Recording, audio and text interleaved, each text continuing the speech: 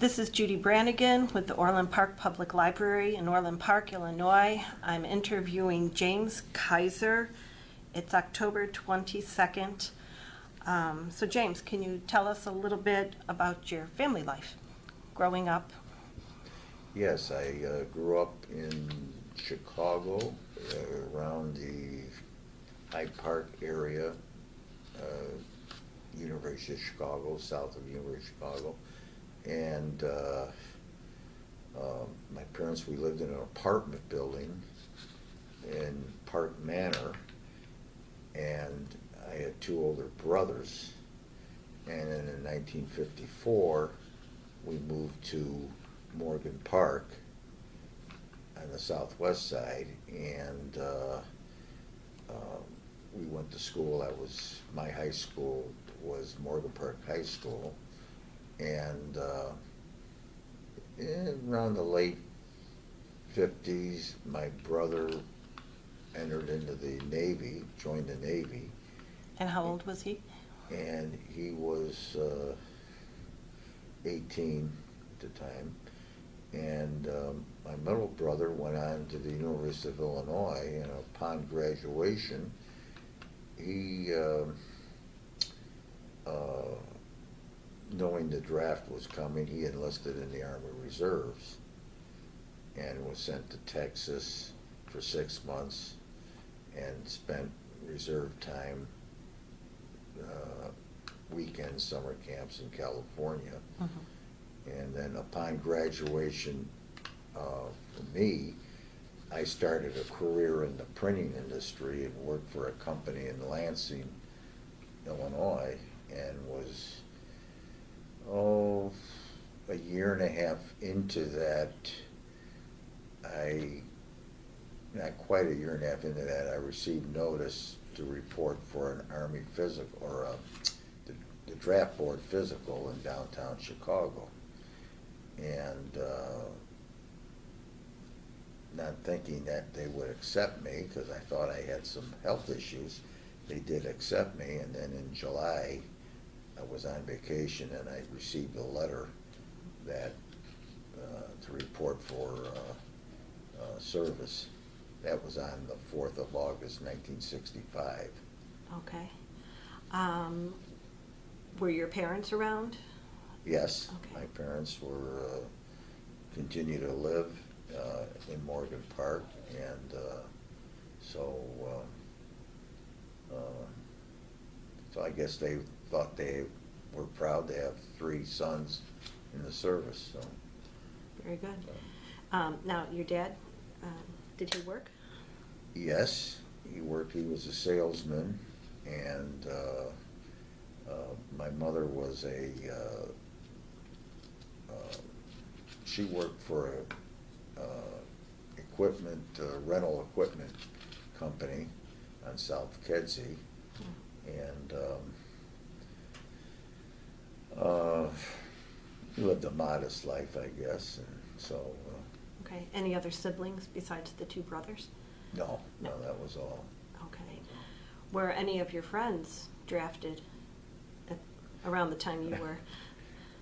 I had two close friends from high school, and happened to be, they went to our church in Morgan Park, and they were in the ROTC, and they were all ready to join up and looking forward to the military service. And I really didn't want anything to do with it.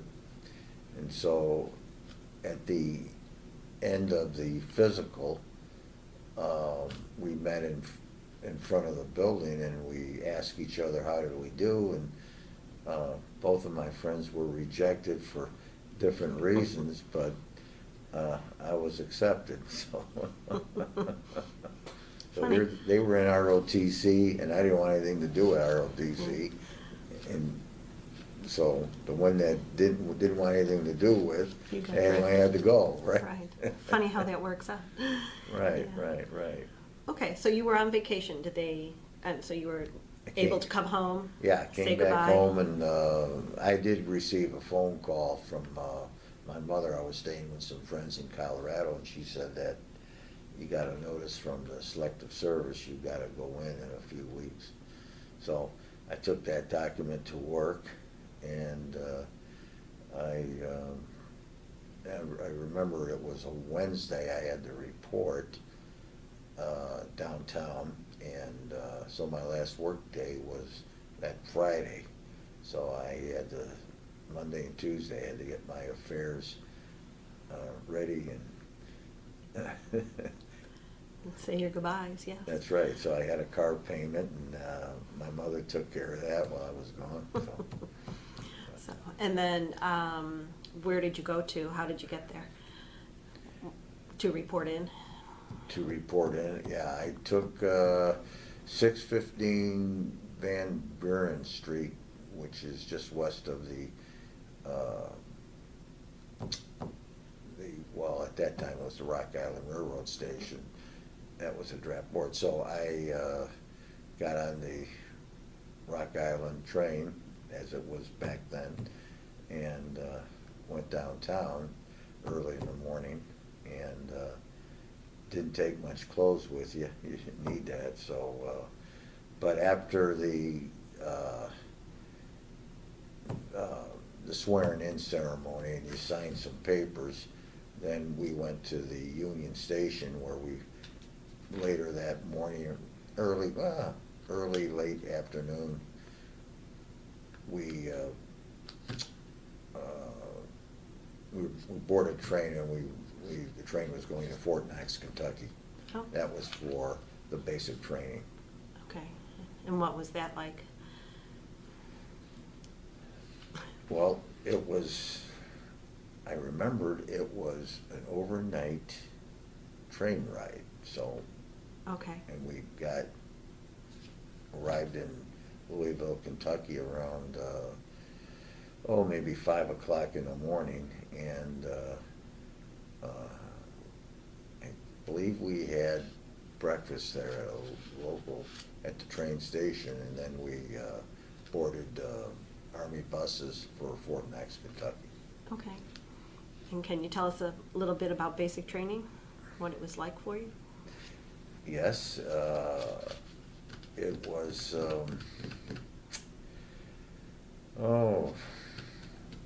let me see, it was kind of hectic, physical, and, but after you were issued your uniforms, then you were assigned to barracks, then you had to go in for some tests. They wanted to see what your aptitude test and how you rank. And so, but by being drafted, you didn't have much of a choice as far as what you wanted to do. If you wanted to work in the motor pool or be a clerk or something, you didn't have any choice. The choice I had based on your test scores was I had to choose either artillery or armor, and I didn't want either of them, but they said you have to choose one, so I chose armor. And after basic training, I stayed at Fort Knox because that was the armor school down there. So, and didn't come home weekends, although between basic training and the start up the armor school, I did come home for a weekend.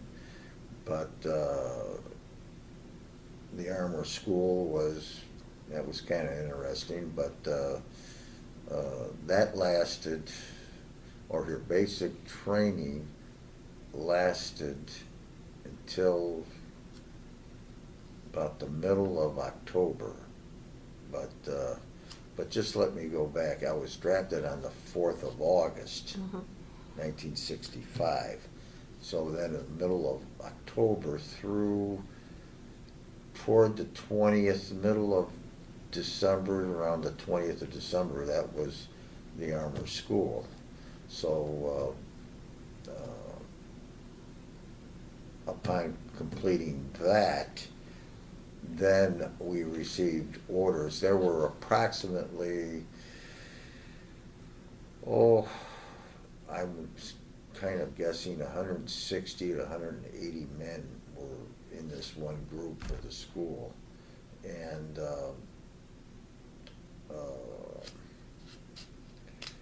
so after completing the school, then orders came down where we were going to be assigned to. I mean, whether you were going to stay at Fort Knox or sent to another base, or there was Alaska that was close by. It all depends on where they needed you based on your, what they call an MOS. And ironically, 3/4 of the class, the big turnover at that time was in Europe, and very few were assigned to Vietnam. Okay. So some stayed in the States, some went to Alaska. It's wherever they needed you to be. Right, Okay. right. So. And did you specialize in any, when you say the armored division? Well, yeah, you start out as upon completing the course, and if you're assigned to an armored unit, you usually start out as either a loader or perhaps a driver. So that could be, those are the two functions that, if you're assigned to a tank unit, that's what you do. Now there's the next step up from the driver is a loader, and then the tank commander. That's usually a sergeant or a lieutenant or an officer usually. So so that was, as I said, if you were assigned to a unit. However, when I had to report to around the 20th of December, I did go home quickly on a weekend, but then it was a Monday that I had to report back, which I did. And the men that were being assigned to Europe had to be bused to Lexington Airport, and we boarded a chartered plane for New York. And arriving there, Army buses picked us up and took us to the Brooklyn Naval Yards. And that afternoon, late in the afternoon, we boarded a troop ship.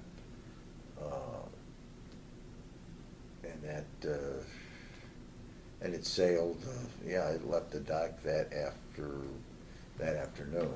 Okay. So it was nice leaving the dock and see the Statue of Liberty getting smaller and smaller as you got away from New York. But that was around the 20th of December, 1965, and that Christmas was spent on the high seas going to Europe. And but we arrived in Bremerhaven, Germany on the 28th of December, and they processed the next day. It was late afternoon. I remember down in the compartment of the ship, all of a sudden I heard like a jolt, and somebody had said that we had docked, and I went up, and sure enough we were against the dock. And so they processed. The next day we've got orders. Some went to Italy, some went to France, but most of us went to units in Germany. So I had orders to go to Frankfurt, and let's see. And then depending on where you went in Europe, you had a different they had different rail lines, so you had to report to a certain,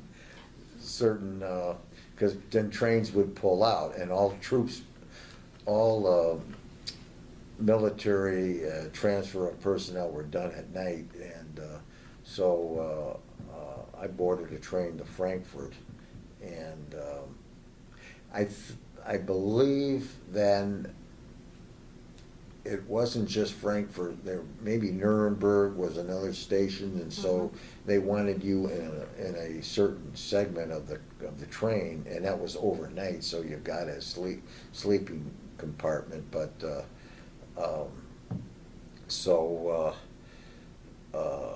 we arrived in Frankfurt early the next morning, and from the railroad station we had to wait for buses again, and this was kind of a terrible thing. I thought, geez, and I looked across the river and I saw all this destroyed buildings, and that was of course from the war. And so then we went to the headquarters area of the 3rd Armored Division, and they got us all in a room, and we've got our assignments to what bases we were going to go. We didn't stay in Frankfurt, so I was assigned to headquarters company 2nd Brigade in Gillenhausen, Germany, which is halfway between Frankfurt and Fulda. Fulda was the East German border. And so that was, we spent a night. The next day they sent us to our assignments, which happened to be December 31st. And so 2 of us were assigned to a headquarters company. And so we went in and we gave our orders to the company clerk and said, geez, we saw some tanks coming in. What kind of unit is this? Oh no, we have no armor, no tanks here. And so, okay, so the following day we got our bedding in, and they assigned us a room, and then the following day was the holiday, and the day after that was a regular day's job in the Army. So I met the platoon sergeant, and he says, well, you were assigned to us, you 2 were assigned to us. We don't have any tanks in that, but if you want to take up that issue, want to be transferred, you got to talk to the commanding officer. But in the meantime, since you're here, I need a dispatcher for the motor pool. And so, which one of you has the most education? And I said, well, I have high school, and this other gentleman was from the South, and I don't think he had much more of an 8th grade education. So I was assigned to the motor pool. And but we did see the captain, and he told us, he says, why don't you stay with us for a month. If you don't like it, then I'll put in for a transfer, you guys. So, okay. So after 30 days, geez, no, I don't want to go to those heavy machines, those heavy track vehicles. So, so I was a dispatcher for 18 months. That time, troops, okay, our brigade had 2 battalions of infantry, 2 battalions of artillery, and an armored brigade, and I was in the headquarters, so we everything kind of went around us, and but being in the motor pool, as being a dispatcher, I was the person that had to, shall I say, was responsible for all the vehicles, whether it was a Jeep, quarter-ton truck, a full 2.5 ton, and we did have some track vehicles, communication type track vehicles, and But I kind of liked that job.